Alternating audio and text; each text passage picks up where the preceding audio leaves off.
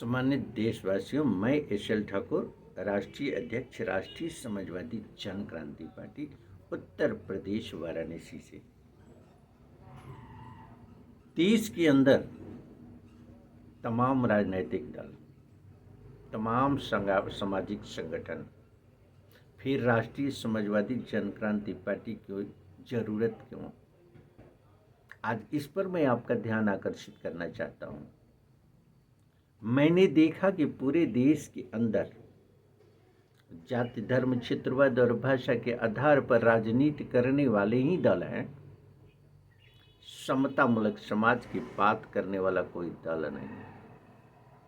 मैंने देखा कि भ्रष्टाचार के आधार पर, क्रिएट संपत्ति के आधार पर अपवाद को छोड़ करके चुनाव लड़ने वाले राजनेता हैं, तो भ्रष्टाचार पर नियंत्रण कैसे होगा,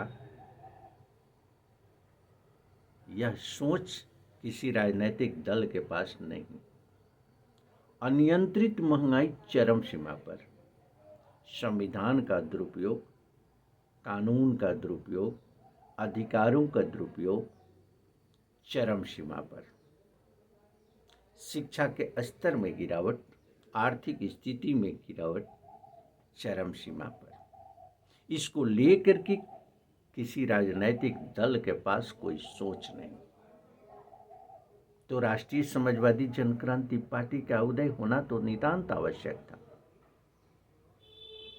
हो सकता है मैं उन दलों को न जानता हूं जो इस दिशा में कार्य कर रहे हों, लेकिन मेरा दावा है कि सत्ता और विपक्ष के राजनेता तो नहीं करते। तो सत्ता कि राजनेता चाहे सत्ता में हो चाहे विपक्ष में, अगर वो नहीं करते हैं तो निश्चित रूप से बदलाव का होना तो बहुत मुश्किल है। कारण कि राष्ट्रीय समाजवादी जन क्रांति पार्टी ही नहीं, एक मिशन है, एक आंदोलन है, एक संकल्प है। परिवर्तन की चाह को लेकर हम चाहते हैं व्यक्ति के अंदर बदलाव, जिससे कि समाज का नव निर्माण हो सके। हम चाहते हैं व्यक्ति के अंदर अपनी संस्कृति और संस्कार को लाना। हम चाहते हैं व्यक्ति के अंदर सच्चाई और ईमानदारी को लाना। हम चाहते हैं व्यक्ति के अंदर भ्रष्टाचार और न्याय के खिलाफ आवाज उठाने की क्षमता को पैदा करना राष्ट्रीय समाजवादी जन क्रांति पार्टी का मिशन है। हम चाहते हैं नेतृत्व करने वाला स्वच्छ छवि का ईमानदार व्यक्ति हो। अगर ऐसा नहीं है तो हम नोटा का इस्तेमाल करें। राष्ट्रीय समाजवादी जन क्रांति पार्टी की सोच संविधान और कानून का राज हो, अधिकारों का अनुपालन हो, बेहतरीन सामाजिक व्यवस्था हो, जिससे कि व्यक्ति, समाज और देश का विकास हो। इस संकल्प का अभाव मैंने देखा किसी भी राजनीतिक दल में। ये सोच है ही नहीं, तो राष्ट्रीय समाजवादी जन क्रांति पार्टी का गठन क्यों नहीं? फिर राष्ट्रीय समाजवादी जन क्रांति पार्टी की राजनीति क्यों नहीं? आइए हम बेहतर सामाजिक संरचना को लेकर के इस मिशन को आगे बढ़ाते हैं राष्ट्रीय समाजवादी जन क्रांति पार्टी के साथ।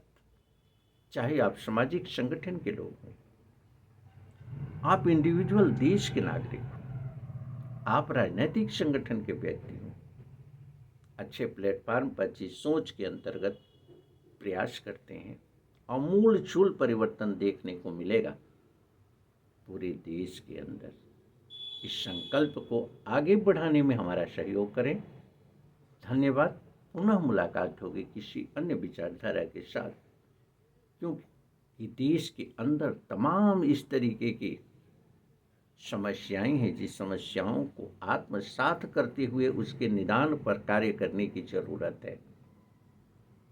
जैसे कि मैं आपका ध्यान आकर्षित करना चाहता हूं सरकारी संस्थाओं को लेकर के।